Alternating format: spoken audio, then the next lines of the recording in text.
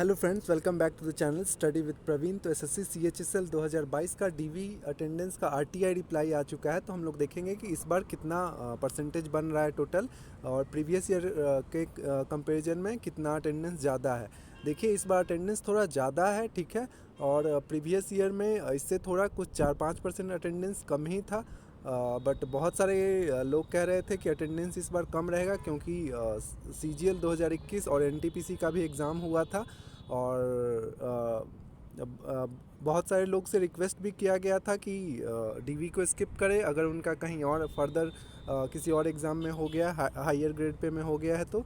But ऐसा दिख रहा है कि डीवी बहुत कम लोग स्किप किए हैं, ठीक है। वीडियो में हम लोग आगे डिस्कस करेंगे कि आपका फाइनल एक्सपेक्टेड रिजल्ट कब तक आ सकता है और आपका फाइनल एक्सपेक्टेड कट ऑफ कितना रह सकता है। तो चलिए वीडियो को स्टार्ट करते हैं। अगर आप चैनल पे नए हैं तो प्लीज़ चैनल को सब्सक्राइब कर लीजिएगा, और वीडियो अच्छा लगे तो वीडियो को लाइक कर सकते हैं। आपको सीएचएसएल से रिलेटेड जितना भी अपडेट आएगा मैं आपको जल्द से जल्द प्रोवाइड कर दूँगा। तो सबसे पहले मैं आपको अटेंडेंस दिखा देता हूँ। ये आपको ध्यान रखना है कि ये अभी अटेंडेंस सिर्फ एनआर रीजन का आया है, ये आरटीआई रिप्लाई है। तो एनआर रीजन में जो आपका कैंडिडेट को कॉल किया गया था डीवी के लिए, वो total number of candidate 6449 candidate को कॉल किया गया था, ठीक है। जिसमें आपका जो अटेंडेंस रहा है वो आपका टोटल अटेंडेंस इधर आप देख सकते हैं।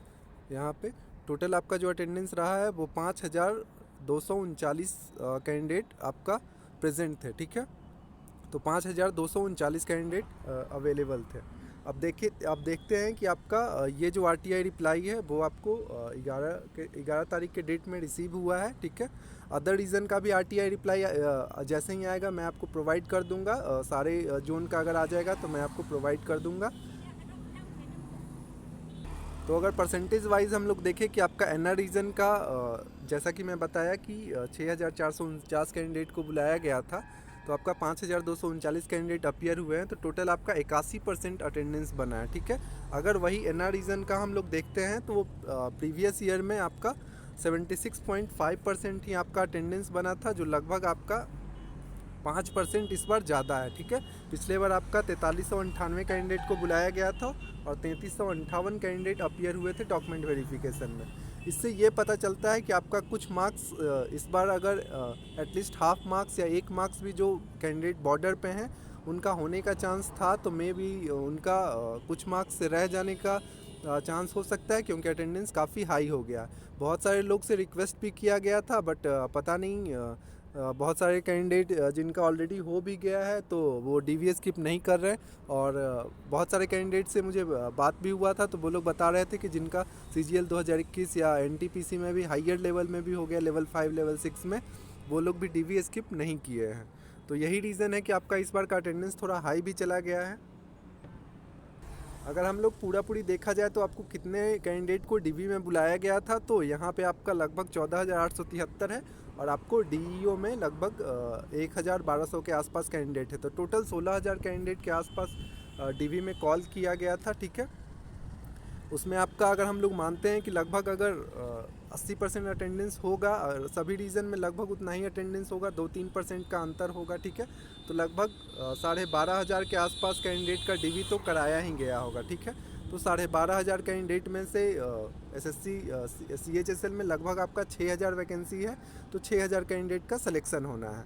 तो चलिए हम लोग देखते हैं कि फाइनल रिजल्ट कब तक आएगा और आपका फाइनल कट ऑफ कितना तक रह सकता है।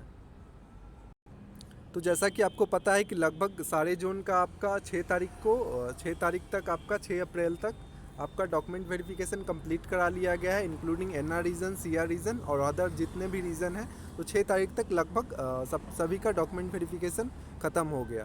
तो अभी के ट्रेंड में जैसे एसएससी एमटीएस का डॉक्यूमेंट वेरिफिकेशन कराया गया था, उसमें आपका 15 से 18 दिन के आसपास आपका रिजल्ट आ जा रहा है, ठीक है। तो आपका लगभग इस बार जो सीएचएसएल का जो रिजल्ट होगा वो आपको 22 से 25 फरवरी के आसपास आपको डेफिनेटली बहुत ज़्यादा हाई चांसेस है कि आपका रिजल्ट आ जाएगा, ठीक है।